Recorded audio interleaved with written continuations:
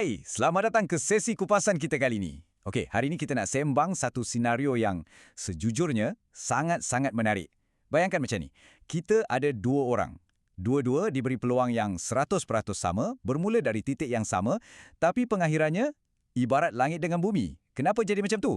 So, dalam sesi ini kita akan bongkar rahsia tentang rezeki ini dengan hanya tengok pada satu alat yang sangat-sangat simple, iaitu sebatang cangkul. Persoalannya sekarang, alat yang sama tapi hasil dia jauh berbeza. Kenapa ya? Benda ni sebenarnya teras tau. Teras kepada macam mana kita tengok kejayaan dan rezeki kita sendiri. Cuba letak diri anda kat tempat dorang. Dua orang buat kerja kat tempat yang sama, sumber pun sama, tapi seorang ni, hidup dia mendatar je, takat tu je. Yang seorang lagi pula, boom, mencipta kekayaan yang luar biasa. Mesti ada rahsia kat sebalik cara dorang bertindak kan? Jom kita rungkai misteri ni sama-sama.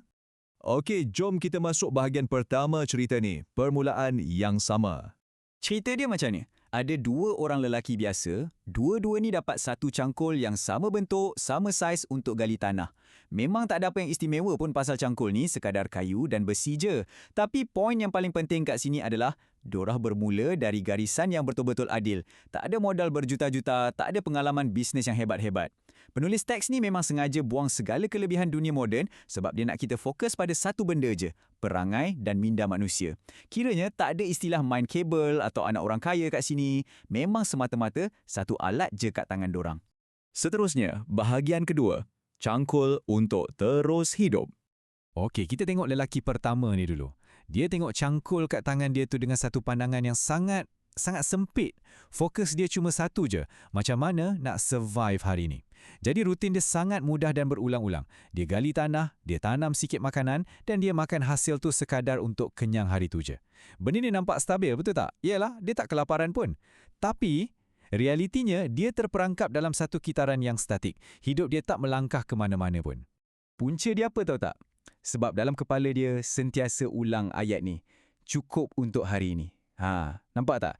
Inilah yang dipanggil survival mindset atau minda sekadar nak terus hidup. Minda macam ni lah yang bataskan potensi dia.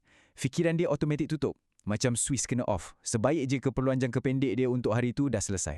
Dia langsung tak terfikir pasal hari esok, apatah lagi nak fikir pasal masa depan dia yang lebih jauh.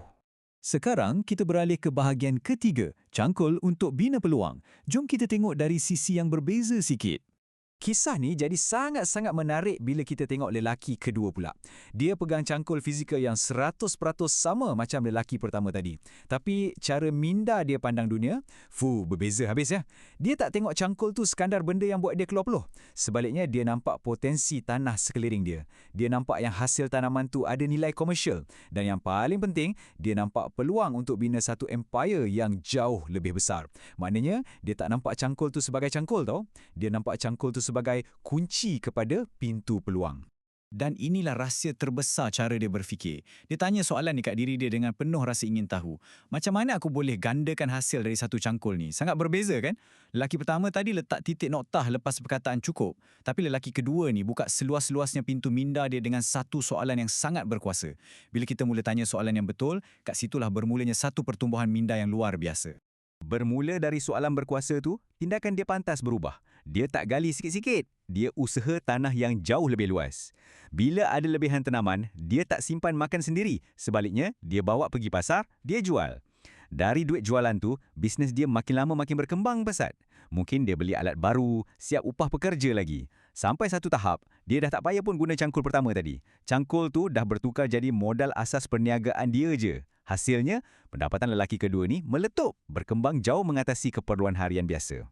Masuk ke bahagian keempat, perbezaan yang sebenar. Kalau kita bedah balik psikologi dua orang ni secara analitikal, nampak jelas kan? Lelaki pertama tu terikat sepenuhnya dengan survival mindset.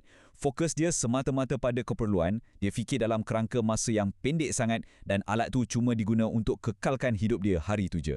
Manakala lelaki kedua pula dipacu oleh growth mindset. Fokus tajam merenung peluang, dia fikir untuk jangka masa panjang dan guna alat tu sebagai batu loncatan untuk terus berkembang. Alat yang sama, masa yang sama, tapi dua minda ni hidup dalam dunia yang berbeza. Okey, kita teruskan ke bahagian kelima, 4 pengajaran utama. So, apa moral dari kisah ni? Ini adalah 4 intipati yang kita wajib ambil tahu. Pertama, alat tak tentukan kejayaan kita. Ramai orang kat luar sana bagi alasan. Diorang tengah tunggu alat yang sempurna lah, keadaan yang sesuai lah, baru nak mula. Padahal apa yang ada kat tangan tu dah cukup. Kedua, cara berfikir atau mindset sentiasa mengalahkan kuantiti sumber. Orang yang berjaya ni bukannya orang yang paling kaya dari mula, tapi diorang yang paling bijak mainkan apa yang ada kat tangan diorang. Ketiga, peluang gergasi tu selalu je bersembunyi dalam benda-benda yang nampak biasa je. Dan keempat, bab skala. Hidup anda akan berubah mendadak bila anda stop fikir macam mana nak kasih cukup ni dan mula fikir macam mana aku nak gandakan benda ni. Dan akhirnya, bahagian ke-6, cangkul anda hari ini. Sekarang ni, jom kita bawa cerita ni dalam konteks realiti moden kita pula. Kita tinggalkan cerita kebun tadi kejap. Cangkul tu cuma metafora. Anda kat rumah tu bukannya nak pergi gali tanah pun, kan? Tapi cuba tengok apa yang ada kat sekeliling anda sekarang. Smartphone, akses internet, kemahiran spesifik yang anda ada, idea dalam kepala tu, malah akaun media sosial anda tu. Sebenarnya, inilah cangkul versi moden kita. Anda sekarang ni tengah pegang alat yang sama berkuasa dengan jutaan orang kat luar sana yang dah pun berjaya ubah nasib diorang tau. Sebagai penutup, saya nak kongsikan satu petikan emas yang sangat-sangat memotivasi dari sumber asal kita ni. Rezeki bukan hanya tentang apa yang kita miliki, tetapi bagaimana kita mengembangkannya. Padu kan?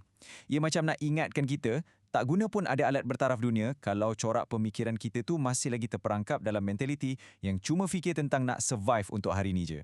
Jadi, sebelum kita berpisah hari ni, saya nak tinggalkan anda dengan soalan ni. Apakah cangkul pribadi anda? Dan yang lebih penting lagi, macam mana anda tengah gunakan cangkul tu pada saat ni? Adakah anda sekadar nak lepas penat lelah hari ni? Atau anda sebenarnya tengah rancang strategi untuk bina skala masa depan? Jangan tunggu alat yang sempurna, kawan-kawan. Mula je sekarang dengan apa yang dah ada kat tangan tu. Terima kasih sebab sudi luang masa dengan sesi kupasan kita hari ini. Teruskan kembangkan potensi anda.